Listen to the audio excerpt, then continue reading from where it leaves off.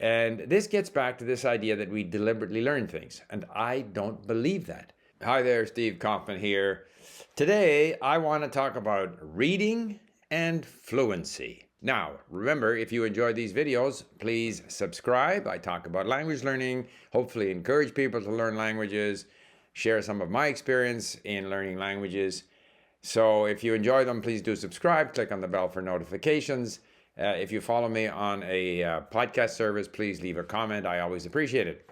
So the reason I'm talking about reading and fluency is because, as you know, if you follow me on this channel, I very much, support the idea of reading and listening as sort of the principal means of growing and improving in a language that we are learning. So I was asked by one of the commenters here on my YouTube channel about my thoughts about a video put out by a certain Hadar, who has a channel called The Accents Way or something like that. I'll leave a link in the description box, where she is more sort of in favor of speaking and suggests that there is a sort of if all we're ever doing is reading, we're avoiding the challenge of speaking. And I don't see that in any way that reading prevents you from speaking. And I don't think that while we are reading that we are necessarily escaping from the obvious benefits of speaking the language whenever we have an opportunity to speak. So to what extent is reading connected with the idea of fluency? Because obviously we all want to achieve fluency. I shouldn't say we all, but for many people, a primary goal of language learning is to achieve fluency. It doesn't have to be the goal. And I think this is also very important. We learn languages for our own reasons. If we want to learn just enough of the language to be able to feel comfortable in Mexico on our next visit, for example, that's legitimate. You might be disappointed that there is no shortcut to being comfortable in the language, but at least if you have some knowledge of the language, you can have some communication with the locals, let's say in Spanish if you're in Mexico. So that could be a goal. Or the goal could be simply to read books in the language. That can be a goal. But I think for most people, they would like to achieve fluency. So what is fluency? To me, and I've said this before, and I'll flash up on the screen, B2 in the Common European Framework of sort of language proficiency.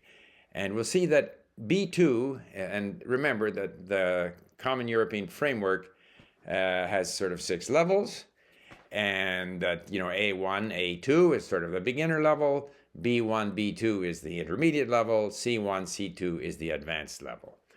It's possible to look at these and think that there's sort of an equal distance from A1 to A2, from A2 to B1, from B1 to B2. I don't see it that way. I think that from A1 to A2 moves along fairly quickly. And then to get from A2 to B2 is a very long road. But that B2 level, to my mind, represents fluency. It means that you're able to converse on a variety of subjects, sort of call it adult subjects, sophisticated subjects, complicated subjects, not nuclear physics, but some discussion even of politics, philosophy, economics, your feelings. Even though you make mistakes, even though you might not understand certain things, you might be missing a word here and there, but you are communicating. That to me is B2, that to me is fluency. It may be a surprise to some people to know that you need a lot of words to do that. You need a large passive vocabulary. And I stress all the time the importance of passive vocabulary. You cannot have a conversation with someone, an intelligent, sophisticated conversation, if you don't understand what they are saying. And so you need a lot of words, a lot of passive vocabulary, so that you have a good chance of understanding what they're saying.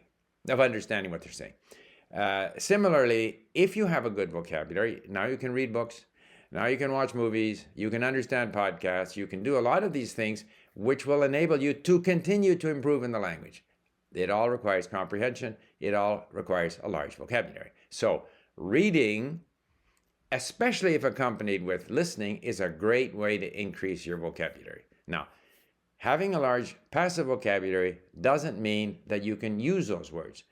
And in the video that I watched that this person, Hadar, put out, she seemed to suggest that, if you come across a new word or a new structure in your reading, if you don't immediately try to use it, if you don't immediately try to nail it down, then you aren't going to learn it.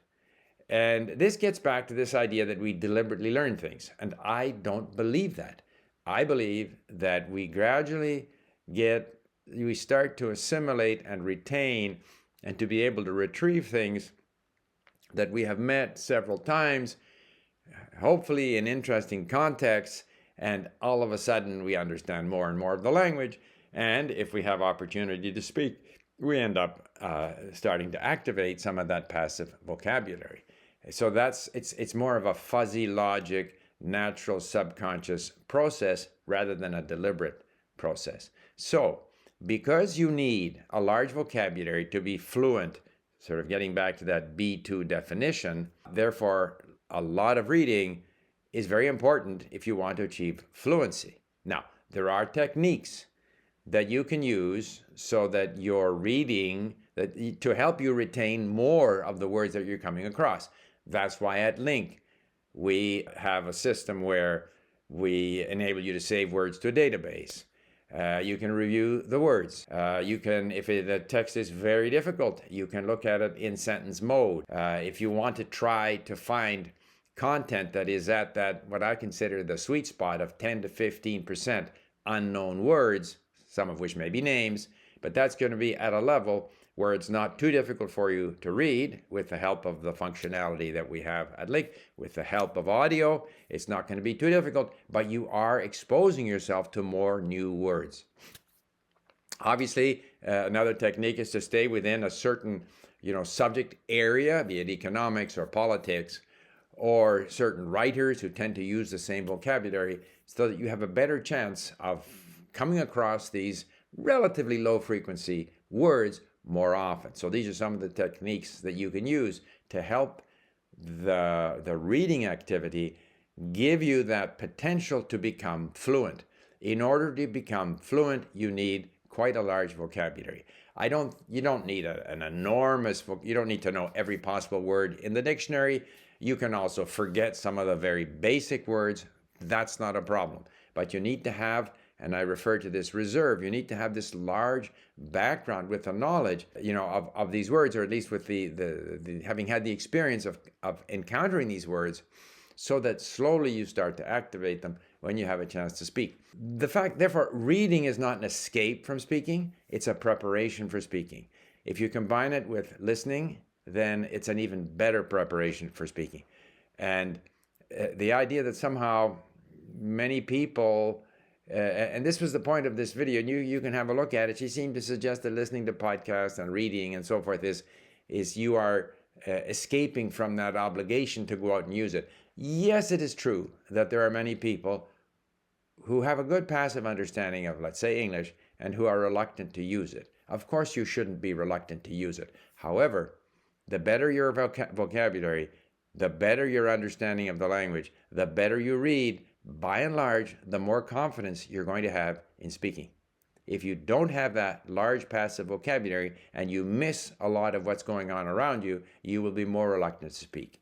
And to arrive at a level of fluency, that B2 level, you have to combine a lot of input activity, increasing your vocabulary, increasing your comprehension, and then finding every opportunity to speak, and to speak a lot. To speak well, you have to speak a lot. I've said that before. However, lots of reading and listening can also contribute towards pushing you towards that level of fluency which most of us aspire to achieve. And I'll leave you with a couple of videos that I've done on the subject of listening and reading and their importance to our language learning. Thank you for listening. Bye for now.